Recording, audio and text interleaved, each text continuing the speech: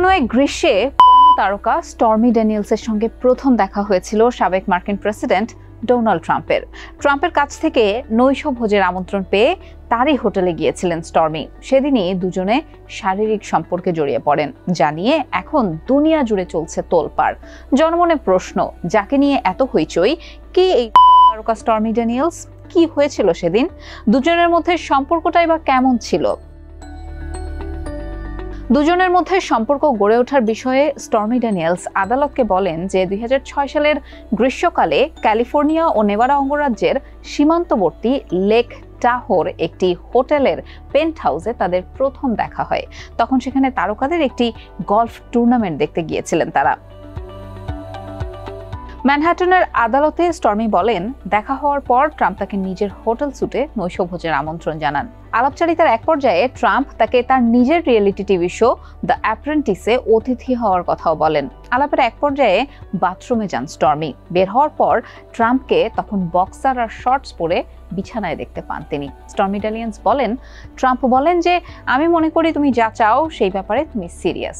তুমি এই trailer park থেকে বের হতে চাইলে তোমার এটা করা ছাড়া কোনো উপায় নেই।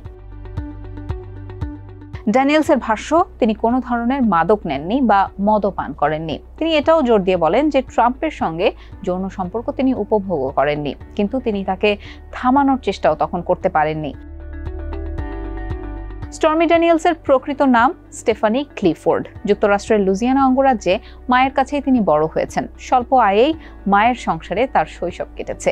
ড্যানিয়েলস যখন হাই স্কুল শেষ করেন তখন সবচেয়ে ভালো ফল করা 10% শিক্ষার্থীদের মধ্যে ছিলেন তিনি। সম্পাদনা করেছেন স্কুলের সংবাদপত্র।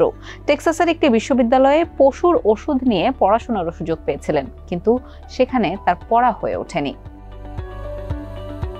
নিজের খরচ মেটাতে 17 বছর বয়সেই সপ্তাহান্তে বিভিন্ন জায়গায় নাচ করতেন স্টর্মি। পরবর্তী সময়ে তিনি নগ্ন মডেলিং এবং ছবিতে অভিনয় শুরু করেন। ড্যানিয়েলস বলছেন যে তিনি তার সময়ের সবচেয়ে কম বয়সী ছবির পরিচালকদের মধ্যে একজন। অনেকগুলো পুরস্কারও তিনি পেয়েছেন।